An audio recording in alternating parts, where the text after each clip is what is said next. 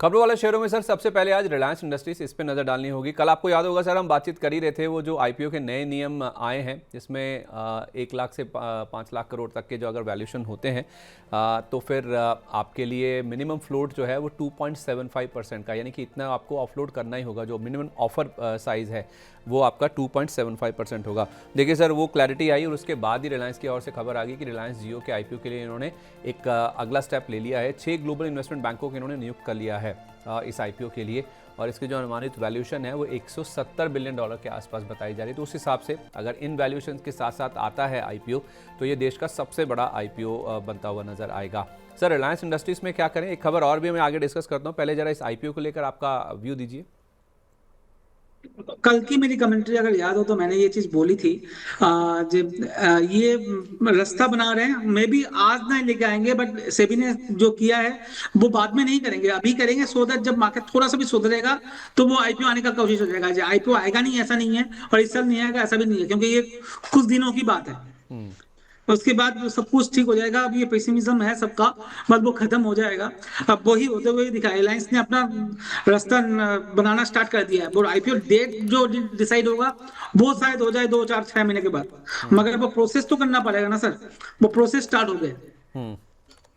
अब यही मैं कल भी बता रहा था, जैसा नहीं है जब सेबी ने ये डिसीजन लेके आया तो गलत किया, इस टाइम पे कोई फायदा ही नहीं है। वो रास्ता बनाना पड़ता है, सब कुछ करना पड़ता है, ठीक है। अब इस आईपीओ की बात करें तो सर ये वैल्यू अनलॉकिंग होगी रिलायंस इंडस्ट्री के लिए। तो टोटल अगर मैं देखूं रिलायंस का मार्केट कैप, तो आई बिलीव, मुझे एक सेकंड दीजिएगा, जितना मुझे याद आ रहा है वो है 20 लाख करोड़, और मैं एक्यूरेट देख लेता हूँ। या 18,90,000 करोड़ का है। और आप जो बोल रहे हो वैल्यूएशन में आ रहा है 170। एक बार से वैल्यूएशन बताएंगे आपने क्या कैलकुलेशन किया इसमें, मैंने एक सौ पढ़ा नहीं था न्यूज। 170 बिलियन डॉलर का सर। तो मोटा मोटा ये 7 लाख करोड़ के करीब हो गया, राइट। तो आप देखो, रिलायंस के अंदर रिलायंस जियो भी है, उसमें रिलायंस रिटेल अलग से है, और 50 बिजनेस है, देन पेट्रोकेमिकल है। नहीं नहीं तो सर, वो भी निकाल। 7 लाख हाँ, 7 लाख करोड़ नहीं होगा सर। ये जो 170 बिलियन डॉलर की मैं बात कर रहा हूँ ना, 170 बिलियन मतलब 17,000 करोड़ डॉलर। 17,000 करोड़ इंटू अगर आप इंटू 91 भी 100। करेंगे ना सर, मैं 92 नहीं लेके चल रहा हूँ, मैं 91 भी लेके चलूँ तो 15.5 लाख करोड़ की वैल्यू बैठती है। हाँ सॉरी, हाँ 15.5 डबल हो गया, सॉरी। 15.5 लाख करोड़ का, 15 लाख करोड़ का, तो सिर्फ रिलायंस इंडस्ट्री आपको 4 लाख करोड़ में मिलेगी सर। उसमें भी रिलायंस रिटेल रहेगा। हाँ, रिटेल आएगा और भी सारे बिजनेसेस हैं इसमें। रिटेल का वैल्यूएशन भी सर आज के दिन में 5 लाख करोड़ का है। तो पेट्रोकेमिकल आपको जीरो में मिल रहा है O2C, रिलायंस का। पेट्रोकेमिकल, रिटेल, सर ये सारे 4 लाख करोड़ के हो गए। अब रिटेल को हटा देंगे, रिटेल को भी निकाल देंगे, क्योंकि उसका भी आईपीओ आने वाला है 4 5 लाख करोड़ का। हाँ बिल्कुल। आज नहीं, 1 साल 1.5 साल के बाद आ जाएगा। तो रिलायंस इंडस्ट्री आपको फ्री में मिल रहा है।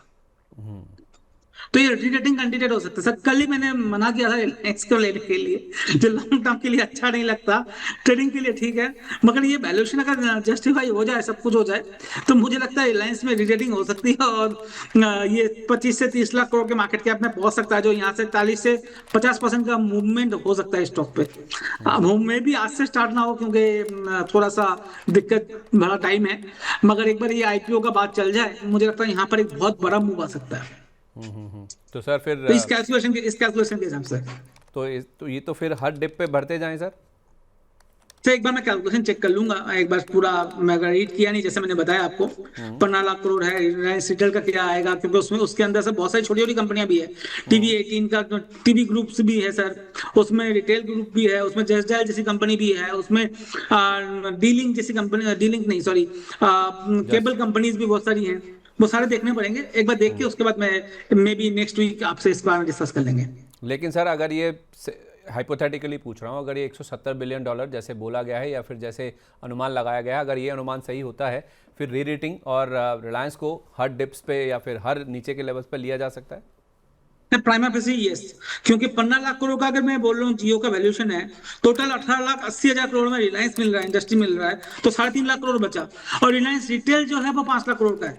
अब पेट्रोकेमिकल जो सबसे बड़ा प्रॉफिटेबल बिजनेस है, सबसे पुराना बिजनेस है, जहाँ और एनर्जी वाला बिजनेस है, और आपको पता है रिलायंस ने न्यूक्लियर एनर्जी के ऊपर बहुत पैसा लगा रहा है, ग्रीन एनर्जी के ऊपर बहुत पैसा लगा रहा है, उसकी तो हम बात ही नहीं कर रहे हैं इस जगह पे। वो भी रिलायंस इंडस्ट्री के अंदर ही आ रहा है।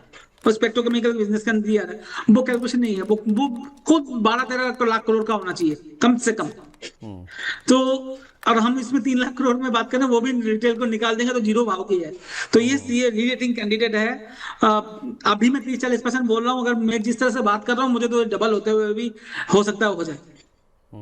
रिलायंस अगर डबल हो गया तो सर मान लीजिए निफ्टी सर कम से कम आपको 3200 रुपये दिखेगा, 32,000 दिखेगा।